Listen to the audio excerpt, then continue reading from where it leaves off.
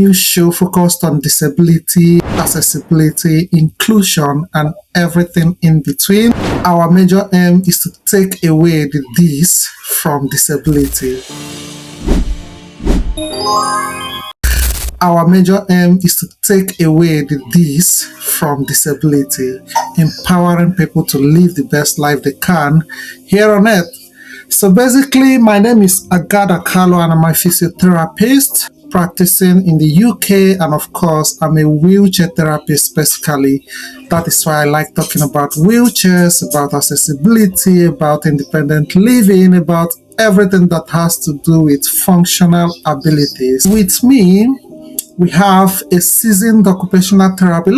Let him talk for himself, My name's Jamie Hamilton, occupational therapist within the, I've been in the NHS, but I'm now working in the private sector, running my own company.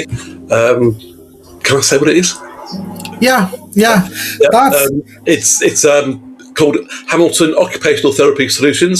Yeah. People with physical disabilities, neurodiversity, housing issues, all those sort of things. My main passion is wheelchairs and independent living. As I'm also, as well as an OT, I'm also a wheelchair user, a full-time wheelchair user, and it's one of the tools of life really for me. It's not really, a part of me. It's just a tool that I use to get around from A to B and allow myself to live the life that I want to live. Yeah.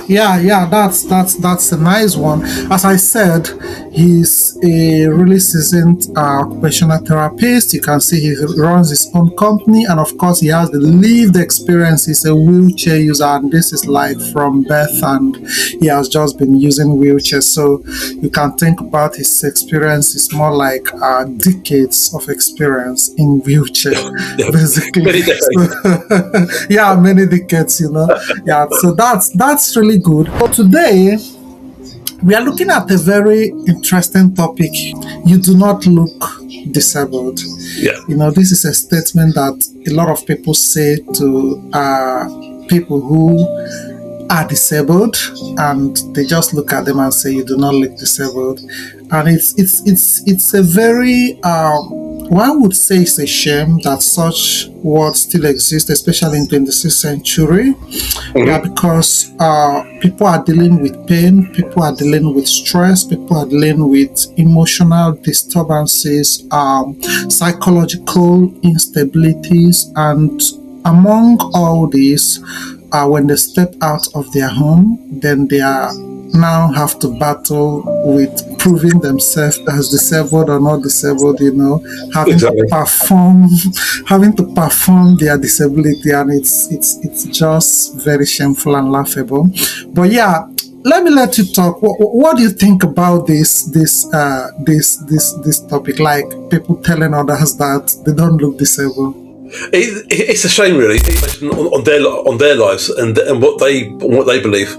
I think because people that say that never see themselves as having any other any disability or any limited function.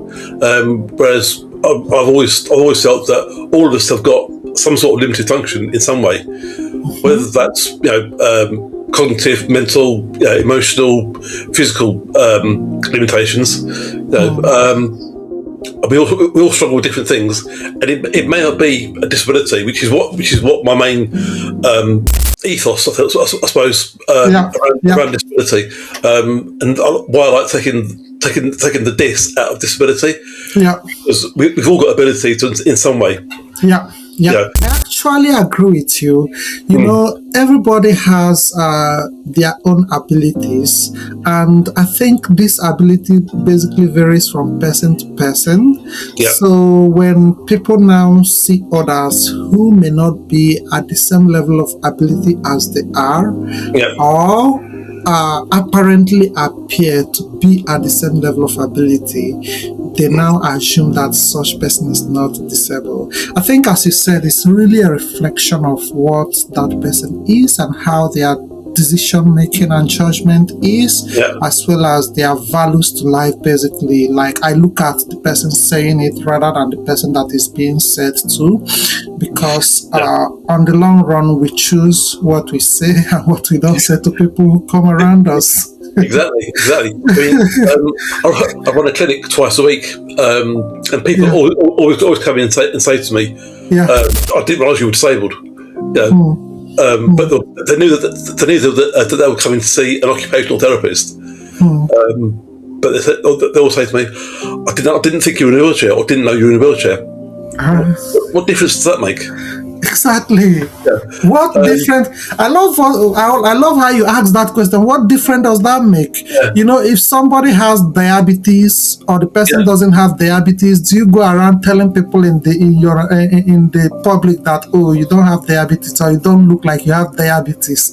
You know. So that is just how it is. Like in a very simplistic analysis, it's more like going to somebody and saying, oh, you don't look depressed. No, that's right. It's that phrase that gets me, because as soon as I say it, my heart on my shoulders just drop a little bit, and I just think, oh, God, do I really have to sort of